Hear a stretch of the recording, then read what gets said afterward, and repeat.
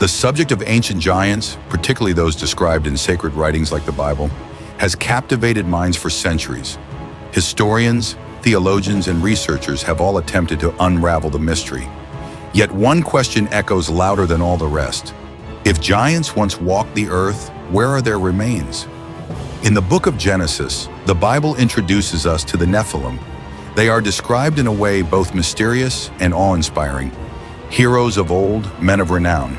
But the text leaves us with more questions than answers. Who were these men of renown? Were they powerful warriors whose deeds grew into legend? Or were they beings of extraordinary size and strength that actually lived among humans? What separates this account from myth is that these figures are not isolated to one culture or one people. Giants appear in the traditions of countless civilizations, from Mesopotamian epics to Native American legends, from Norse sagas to Greek mythology. Yet within the biblical framework, they take on a heavier meaning, tied to rebellion, corruption, and divine judgment. The Nephilim appear twice in Genesis, both before and after the flood. This detail is often overlooked but raises a vital question. Genesis 7:23 tells us that the flood wiped out every living thing on earth. If so, how did the Nephilim appear again afterward? Some scholars believe the word Nephilim means giants. Others argue the word should remain untranslated, as its original depth of meaning has been lost. Some trace it to the Hebrew verb naphal, meaning to fall, suggesting that the Nephilim were either fallen ones or descendants of fallen celestial beings. This interpretation fuels theories that the Nephilim were a hybrid race, offspring of the sons of God and the daughters of men, as described in Genesis 6:4. Even after the flood, biblical texts continue to reference giant peoples. The Anakim, the Rephaim, and the Amorites are all described as possessing immense stature and strength. In the book of Numbers, when spies are sent to survey the land of Canaan, they return shaken. In their words, we seemed like grasshoppers in our own eyes compared to the towering figures they encountered. Whether exaggerated out of fear or spoken as literal truth, the report paints a picture of beings so large that ordinary humans felt utterly insignificant before them. Later, in the time of Joshua, biblical accounts again mention these peoples. The descendants of Anak, mountain dwellers of formidable reputation, appear as some of Israel's fiercest opponents.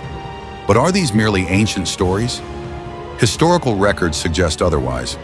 Across different parts of the world, reports of giant skeletons and artifacts surface, sparking both fascination and controversy. In 1890, the discovery of the so-called Giant of Castellnau shook Europe. Anthropologist Georges Vacher de la Puig uncovered skeletal fragments in a Bronze Age cemetery in southern France. Based on his measurements, the individual would have stood nearly 12 feet tall. The remains were studied by experts at the University of Montpellier, who confirmed their extraordinary proportions. Newspapers of the time drew immediate parallels with Goliath, the Philistine warrior described in the Bible. Far from being dismissed, the discovery was taken seriously enough to warrant extensive academic attention. Yet over time, the trail of evidence faded, leaving behind only reports and debates. Another famous case comes from the deserts of Nevada. In 1911, miners excavating Lovelock Cave uncovered oversized skeletons and even a mummified body with red hair, aligning eerily with Native American legends of the Setaka.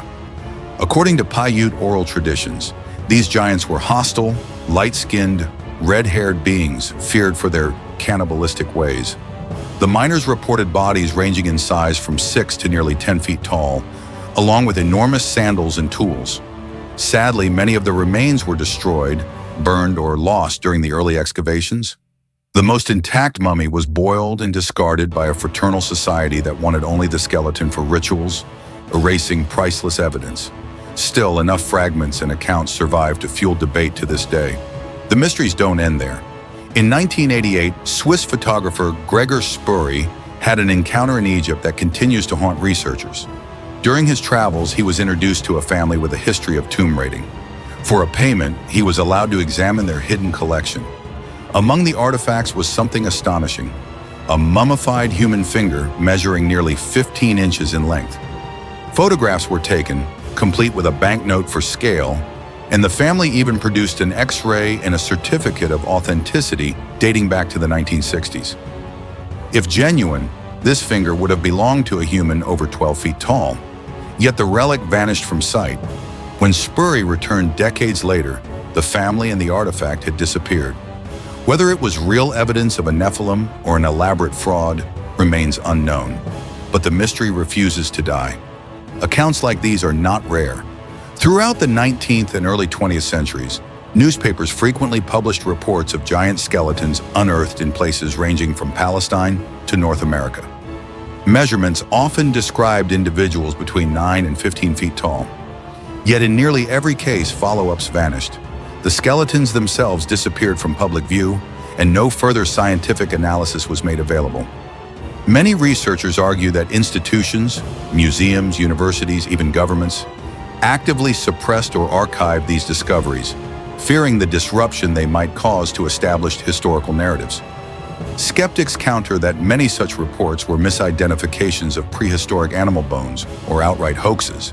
But even if half the stories were fabrications, the sheer number of traditions about giants across global cultures cannot be dismissed so easily.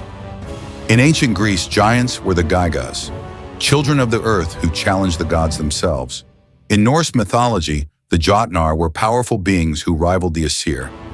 In Jewish and Islamic traditions, figures like Og, king of Bashan, were described as men of immense proportions. In Egypt, massive sarcophagi at Saqqara, some weighing over 100 tons, raise questions about who or what they were designed to hold. Some researchers go even further, suggesting that the deliberate silence around these discoveries indicates an intentional concealment of history. Why do so many giant skeletons vanish? Why do photographs circulate briefly only to be dismissed later as fakes without thorough investigation? Why do so many cultures, separated by geography and time, describe beings of enormous stature with such consistency? Whether giants were literal beings, mythologized memories of ancient rulers, or misinterpretations of fossil evidence, one thing is certain: the fascination they inspire has never faded. From the towering warriors of Canaan to the red-haired giants of Nevada, from biblical battles to lost artifacts in Egypt, the story of giants continues to stir both imagination and controversy. Were they real? Were they symbols? Or do they represent something in between, a blurred boundary where myth and history collide? The fragments we have, skeletal remains, strange artifacts, ancient texts, suggest that something extraordinary may have once walked the earth. Yet until the evidence is openly studied and accepted, the truth remains hidden in shadows. If this journey has intrigued you, take a moment to like this video, share your thoughts in the comments, and subscribe for more. Together we will continue following the clues, revisiting the scriptures, and uncovering the forgotten stories of our past. Thank you for watching, and may the search for truth never cease.